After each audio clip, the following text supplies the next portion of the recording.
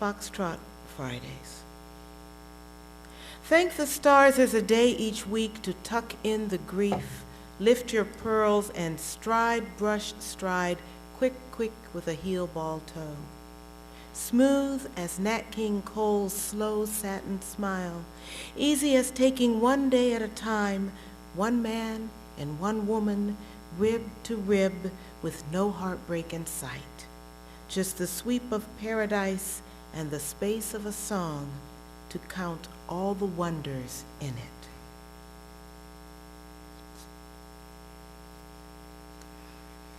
So the poems came slowly, but they came, and they came, I never questioned them, why you, as opposed to another poem.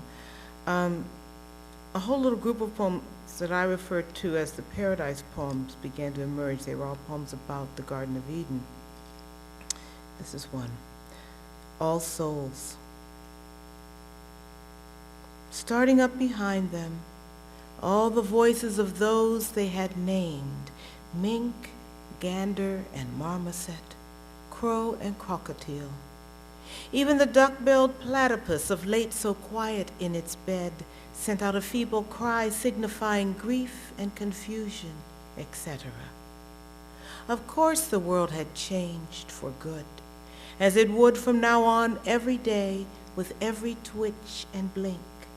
Now that change was de rigueur, man would discover desire, then yearn for what he would learn to call distraction. This was the true loss.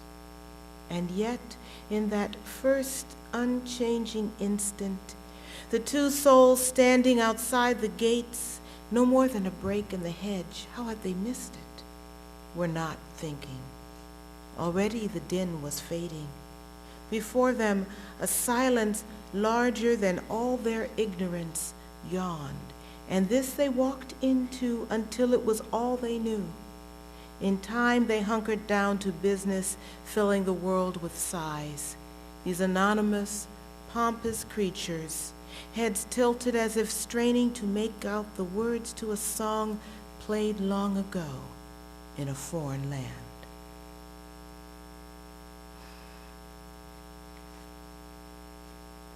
This poem has as its title, a line out of the Bible and an epigraph from Emily Dickinson. The title is, I Have Been a Stranger in a Strange Land. And Emily Dickinson wrote, life's spell is so exquisite, everything conspires to break it.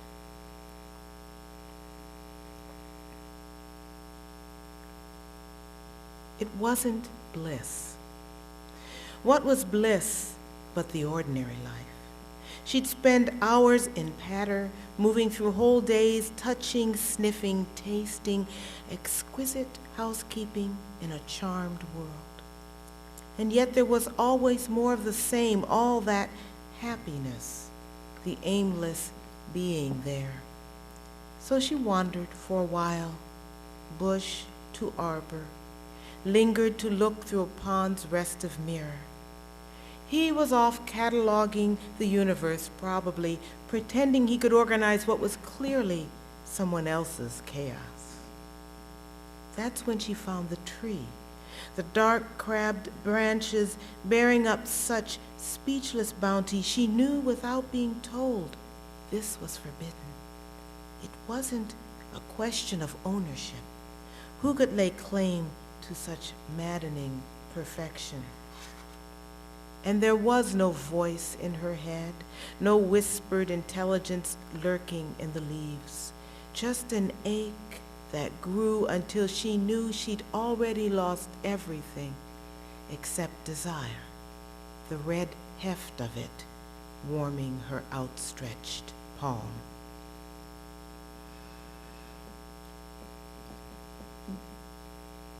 I'd like to kind of segue into it. It's another biblical theme, but it's a poem that has a little more dance in it. I think this is the kind of the dance, if you want to say, the kind of primal dance, the kind that we always think of when we think of dance.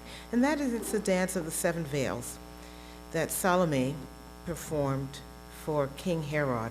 And when I was a kid, I used to wonder about the exact positioning of all those veils. You know, I'm 7, where would they go?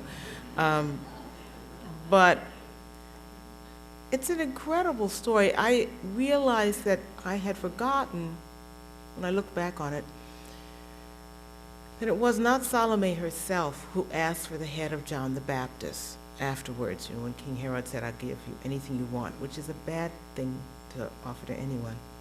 But her mother, Herodias, was the one who made the suggestion. John the Baptist had rejected Herodias a few days before that. And so when her daughter came up to her after the dance and said, Mother, what should I do? The mother had an answer. This poem is in sections, and each section has a title, or we could actually say more of a stage direction, because different characters are looking at the same scene and commenting on it. The 7 Veils of Salome. Salome awaits her entrance. I was standing in the doorway when he reproached her, not with words, but a simple absence of attention. She was smiling, holding out a slip of meat, skewered fruit, some delicacy he'd surely never seen in all his dust-blown, flea-plagued wanderings, and he stared at it for the longest while, as if the offer came from it and not those tapered fingers, my mother's famous smile. He said nothing, merely turned away his large and beautifully arrogant head. Herodias in the doorway. More than anything, I ache to see her so girlish. She steps languidly into their midst as if onto a pooled expanse of grass, or as if she were herself the meadow, unruffled green ringed with lilies, instead of these red-rimmed eyes, this wasteland soaked in smoke and pleasure. Ignorant, she moves as if inventing time, and the musicians scurry to deliver a carpet of flutes under her flawless heel. Herod, watching.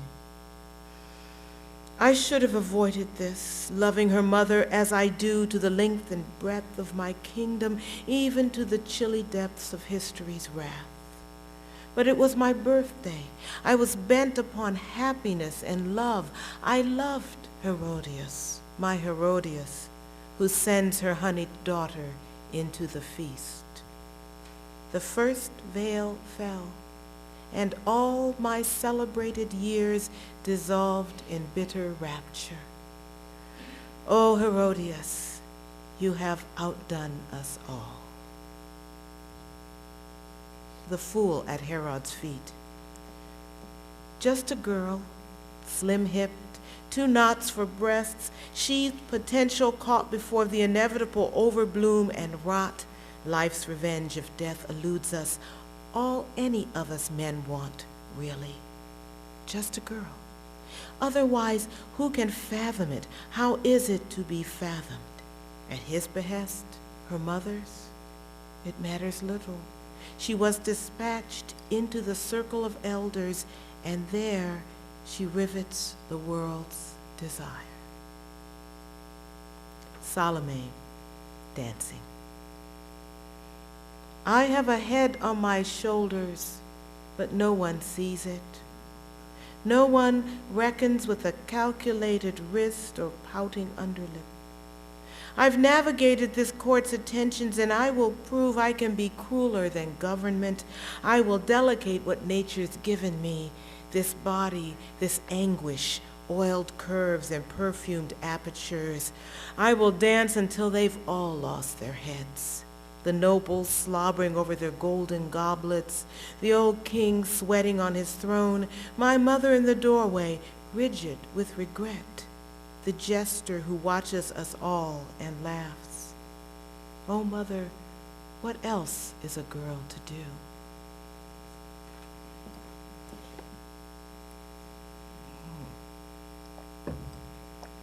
I promise to lighten it up.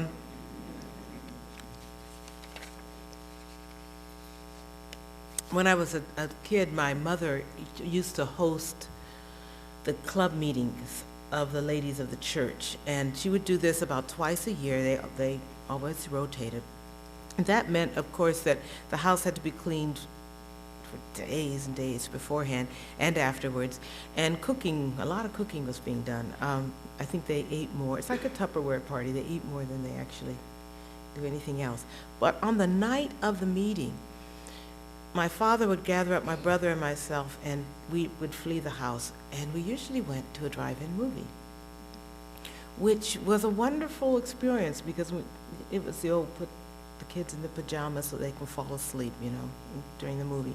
There's nothing like watching one of those huge movies, like The Ten Commandments, or The Revenge of the 50-Foot Woman, which was pretty scary on that screen. It's a pretty interesting film. I should see it. Nothing like a jealous 50-foot woman, imagine.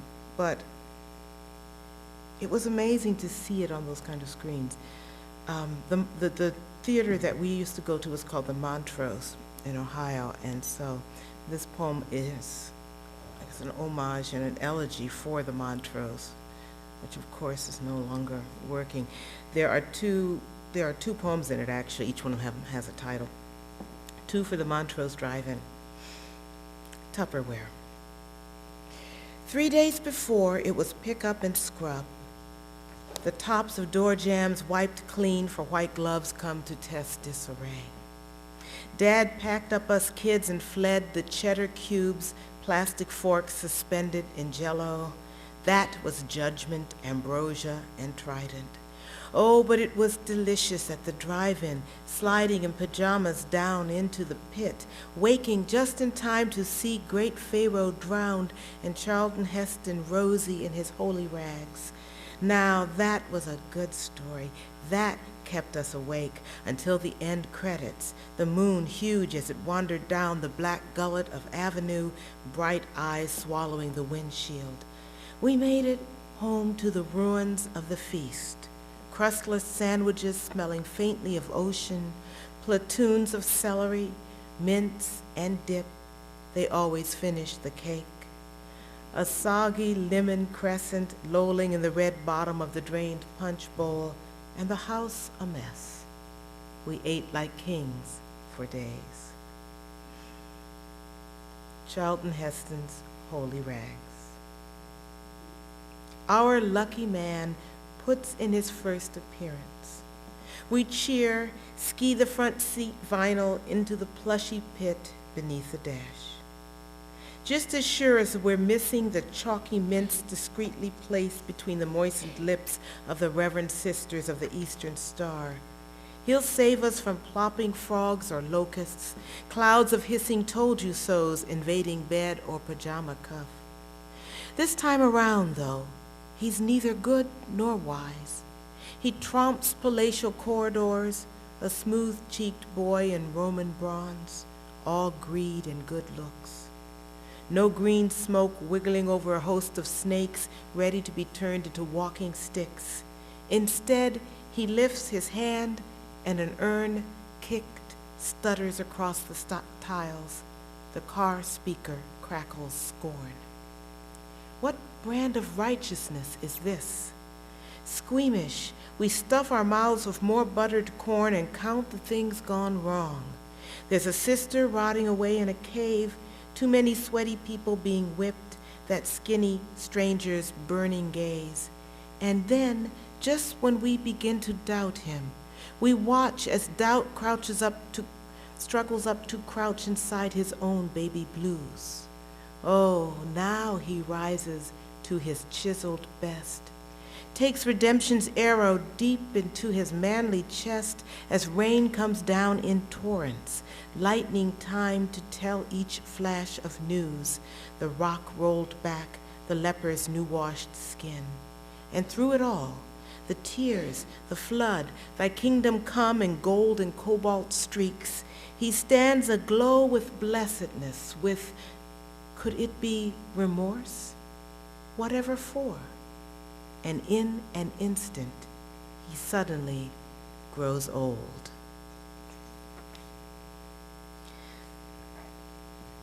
Charlton Heston is a kind of natural segue into this next poem, which is called Meditation at 50 Yards, Moving Target. Don had introduced it this afternoon in a question and answer period as the gun poem. My husband and I began taking target practice, target shooting, and it began with a neighbor who was a retired general who said to us one day, you really should at least know how to use a gun or how to handle it, or at least how to be safe with a gun. Why don't I take you out and just show you some? And it was admittedly the best introduction because he didn't believe in using guns for, fun or profit. He just wanted us to know how to use one. I was terrified. I didn't want to go. I just didn't want to go, and I watched, and I was horrified at the first shot, and I was horrified at the second shot, and then I found a gun among his, which felt good in my hand. They are instruments which have been crafted with great care, and this one was absolutely balanced. And then I began to understand, with a growing horror too, of just what an eerie kind of pleasure, I think, or delight, let's say, one can get from hitting a target. Rather, I wanted to shy away from this emotion, but then decided to write a poem instead, which is in 4 parts. Yes. Meditation at 50 yards, moving target. Safety first. Never point your weapon. Keep your finger off the trigger. Assume a loaded barrel, even when it isn't, especially when you know it isn't. Glocks are lightweight but sensitive. The Kel-Tec has a long pull and a kick. Rifles have penetrating power. That is, if the projectile doesn't lodge in its mark, it will travel some distance until it finds shelter. It will certainly pierce your ordinary drywall partition. You could wound the burglar and kill your child sleeping in the next room, all with one shot. Open air. Fear, of course. Then the sudden pleasure of heft, as if the hand had always yearned for this solemn fit, this gravitas, and now had found its true repose. Don't pull the trigger, squeeze it. Squeeze between heartbeats. Look down the sights. Don't hold your breath. Don't hold anything. Just stop breathing. Level the scene with your eyes. Listen. Soft now. Squeeze.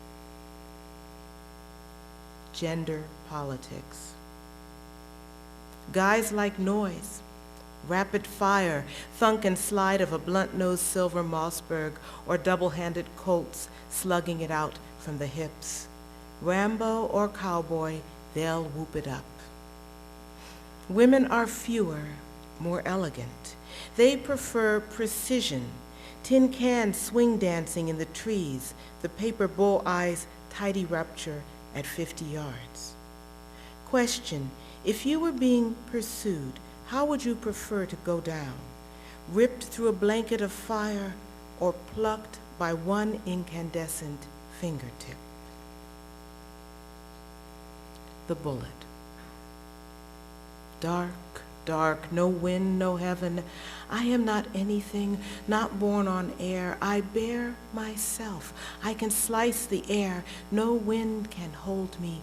Let me go. I can see, yes, oh aperture, oh light, let me off, go off. Straight is my verb, straight my glory road.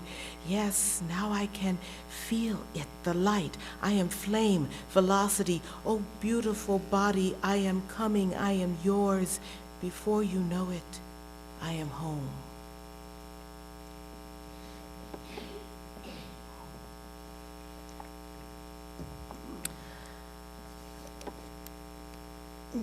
Yes, okay.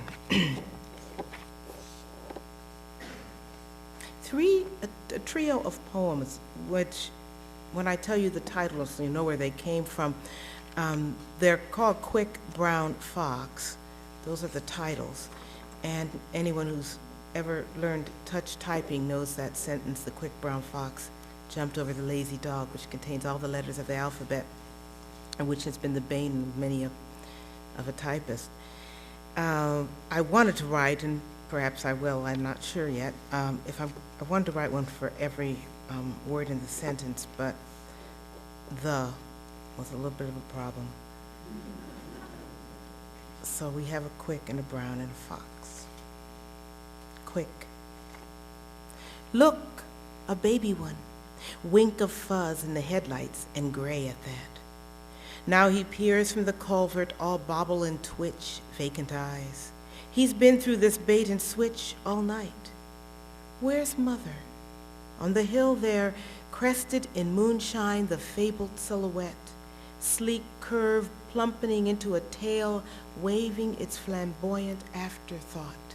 She disappears, red swish or gray, too quick to tell. Oh, to be gone like that, no grief nor thought of love, pure purpose poured into flight.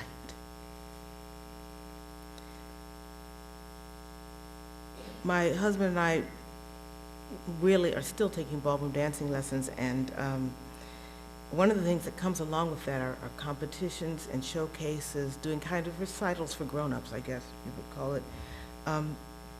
One of the kind of personages who's always at these events is the dress lady. She is the one who comes with all these ball gowns to sell, those amazing, huge creations.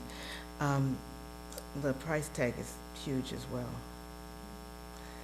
Brown. Brown. Why, you look good in every color, the dress lady gurgled just before I stepped onto the parquet for a waltz. I demurred. We were in a country club, after all, and she, fresh from Fort Lauderdale, do people actually live there? With 5 duffel bags worth of ball gowns, enough tulle and fringe and pearls to float a small cotillion, was only trying to earn a living. For once, I was not the only black person in the room. 2 others, both male. I thought of Sambo. I thought a few other things, too, unmentionable here. Don't get me wrong. I've always loved my skin, the way it glows against citron and fuchsia, the difficult hues. But the difference I cause whenever I walk into a polite space is why I prefer grand entrances, especially with a waltz, that European constipated swoon. The dress in question was red. Fox. She knew what she was and so was capable of anything anyone could imagine. She loved what she was, there for the taking. Imagine. She imagined nothing. She loved nothing more than what she had, which was enough for her, which was more than any man could handle. I'm trying to get these glasses to stay still. Okay, they're rolling. My favorite ballroom dance is the samba. There's nothing like it, and I couldn't wait until the day our dance teacher, felt we had graduated to samba. You know, we had to go through many other things. So he stood up there in front of the class and demonstrated the opening steps of a samba, and I thought to myself, wait a minute, I know this dance. It was usually done just that way, and he would do this little thing. I guess I have to demonstrate. A kind of thing like this, you know? And he did that at first, and I thought, I have seen my male relatives, usually after 2 or 3 beers, after a picnic, you know, the whole family picnic, that they would get together in a line and do this thing, and then the women would just go, oh God, there they go again. It fell right in there. So this is for them. Samba Summer, Fort Valley, Georgia, 1966. Broke leg cakewalk of the drunken uncles entertaining the ladies at the family picnic. One arm akimbo in a humpback strut, the other stretched high in witness, yes, Lord, yes, palm outspread against the late summer sky. That skirt's too yellow and far too tight for any Christian child. I'd walk a mile if the gal was right, but those hips could kill a fella. One straight leg, too, that the crooked one dragged through a grassy rut edging the petunias. The women rolled their eyes, clucked the children away from the charred hibachi, and set out the coconut cream pies. You may as well go on and shoot me, tie my heart in a knot. Wait, judging from this limp here, my leg's already shot. High butt shenanigans. Uncles did it best, pot-gutted, hitching their trousers up, a holy grunting executed to the bleat and hiss of Mitzi's seafoam green transistor, comic signature of the tribe. We're only joking. We know we're just the world's custodians, full-time lovers on half pay. Come on, girl, let's dance.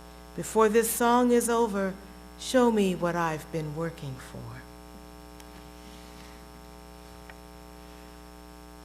I think a companion piece for that one.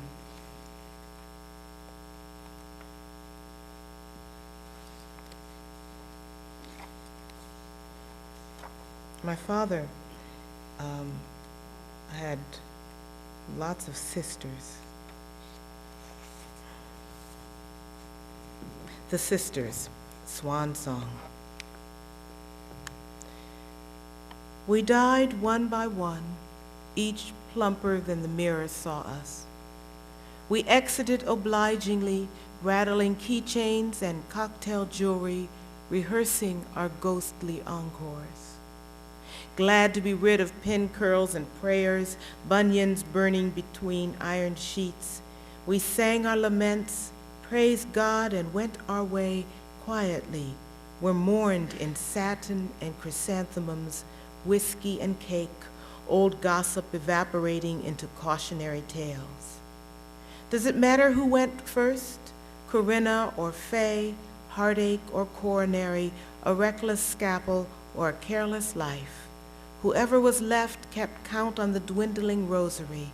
Susanna, Kit, Mary, Violet, Pearl. We all died of insignificance.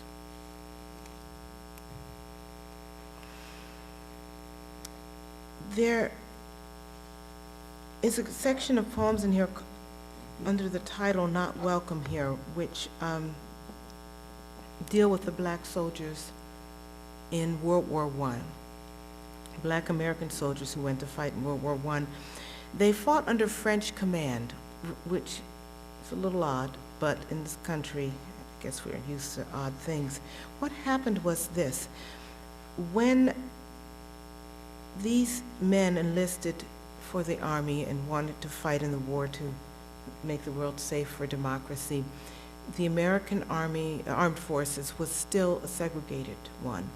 And they simply couldn't imagine black and white soldiers fighting side by side. And so when America finally joined the war,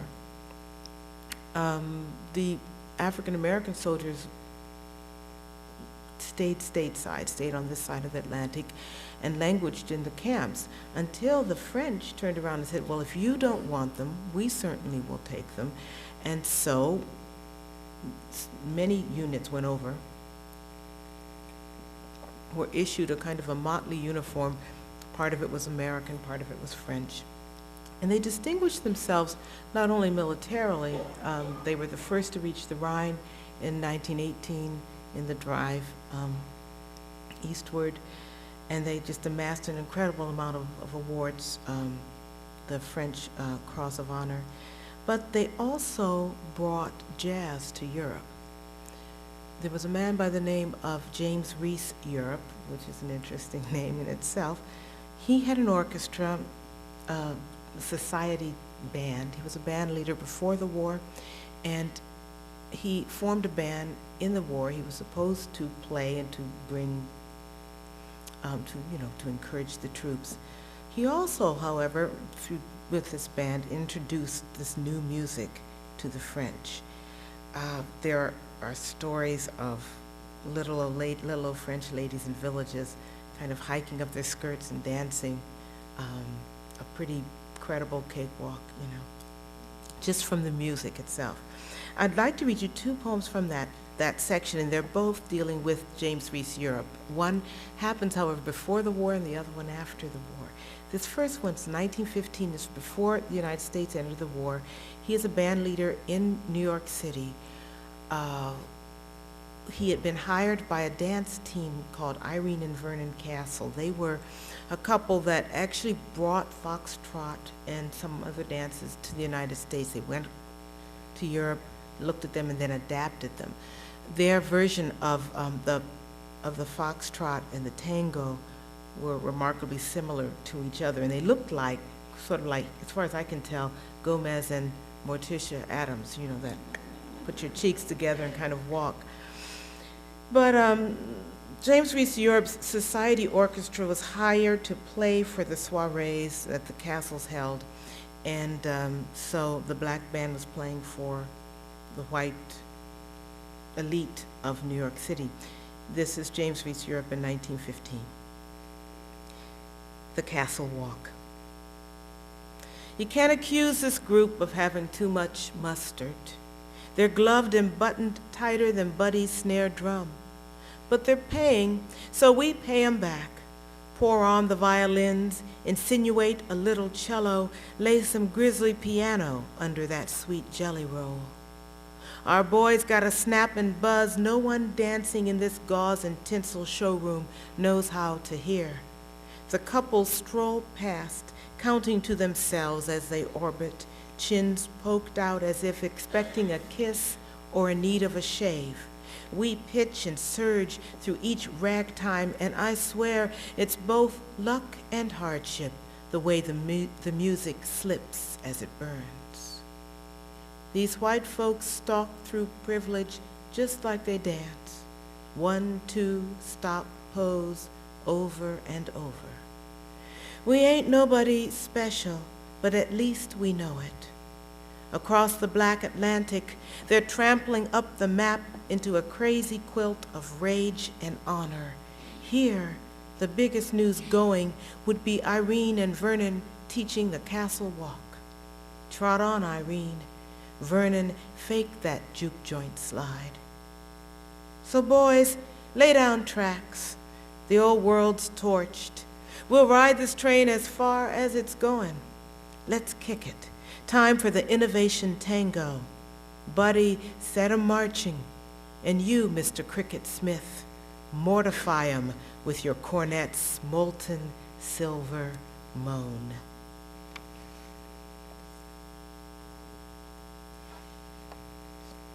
After traveling throughout Europe and fighting and bringing jazz to all of these communities, James Reese Europe brought his band home for the Victory Parade in New York City in February of 1919.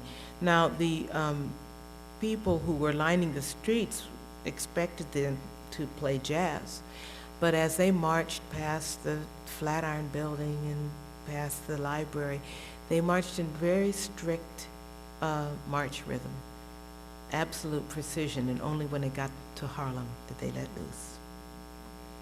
The return of Lieutenant James Reese Europe. We trained in the streets where we came from. We drilled with sticks, boys darting between bushes, shouting. That's all you thought we were good for. We trained anyway. In camp, we had no plates or forks. First to sail, first to join the French, first to see combat with the shortest training time. My, the sun is looking fine today. We toured devastation, American goodwill in a 44-piece band. Dignitaries smiled, the wounded settled back to dream. That old woman in St. Nazaire who tucked up her skirt so she could walk the dog. German prisoners tapping their feet as we went by. Miss Flatiron with your tall, cool self, how do? You didn't want us when we left, but we went. You don't want us coming back, but here we are, stepping right up white-faced Fifth Avenue in a phalanx, no prancing, no showing of teeth, no swank. Past the library lions, eyes forward, tin hats aligned, a massive, upheld human shield. No jazz for you. We'll play a brisk French march and show our ribbons, flash our croix de guerre. Yes, we learned French too, all the way until we reach 110th Street, and yes, take our turn onto Lenox Avenue and all those brown faces, and then, baby, here comes your daddy now.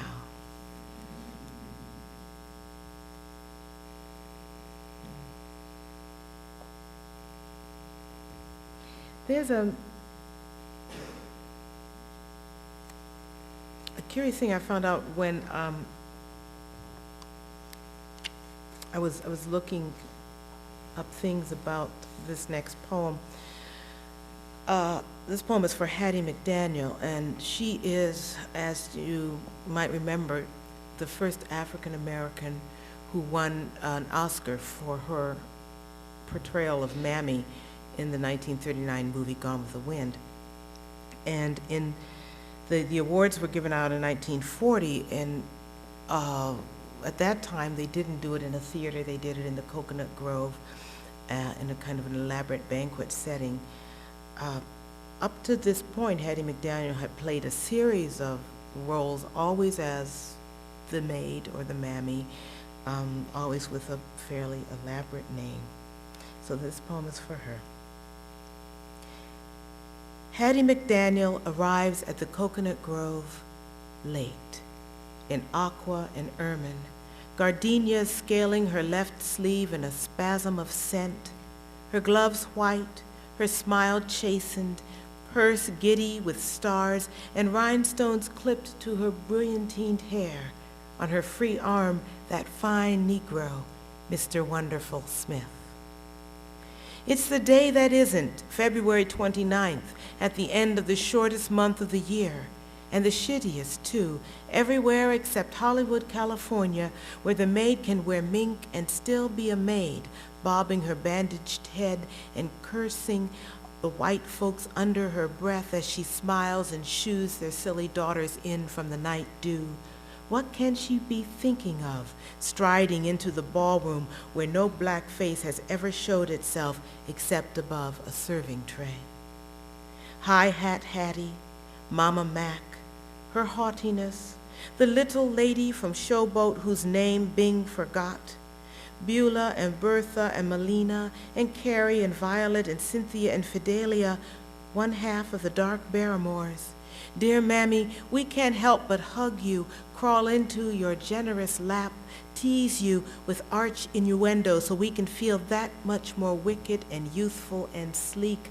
But oh, what we forgot. The 4 husbands, the phantom pregnancy, your famous parties, your celebrated icebox cake. Your giggle above the red petticoats rustle, black girl and white girl walking hand in hand down the railroad tracks in Kansas City, 6 years old. The man who advised you, now that you were famous, to begin eliminating your more common acquaintances, and your reply catching him square in the eye. That's a good idea. I'll start right now by eliminating you. Is she or isn't she? 3 million dishes, a truckload of aprons and head rags later, and here you are, poised between husbands and factions, no corset wide enough to hold you in. Your huge face a dark moon split by that spontaneous smile, your trademark, your curse. No matter, Hattie, it's a long, beautiful walk into that flower-smothered standing ovation. So go on and make them wait.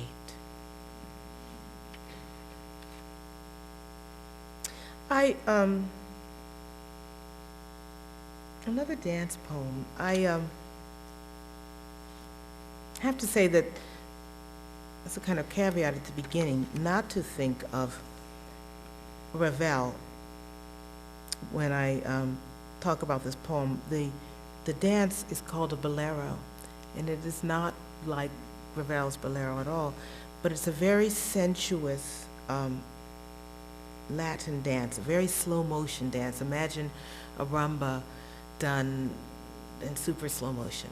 And if you can imagine that kind of movement, but done very slowly, you can also imagine how much it hurts. It takes a lot of concentration to do something slow. And my husband and I, though we loved doing all of this ballroom dancing and never dreamed that we would be doing it, I also must say that we never dreamed that it would be so painful. We have hot water bottles and heating pads and, Epsom salts waiting, because we should have just done it earlier, I guess. I don't know. Bolero. Not the ratcheting crescendo of Ravel's bright winds, but an older, crueler passion. A woman with hips who knows when to move them, who holds nothing back but the hurt she takes with her as she dips, grinds, then rises sweetly into his arms again. Not delicate, not tame. Bessie Smith in a dream of younger, can't you see, slimmer days. Restrained in the way a debutante is not, the way a bride pretends she understands. How everything hurts, each upsurge onto a throbbing toe, the prolonged descent to earth, to him, what love and heartache done to me. Her body ferocious, a grim ululation of flesh. She adores him, and he savors that adoration, this man in love with looking. She feels his look, his sigh, and she moves with him to the music in the space allotted them, spotlit across the hardwood floor.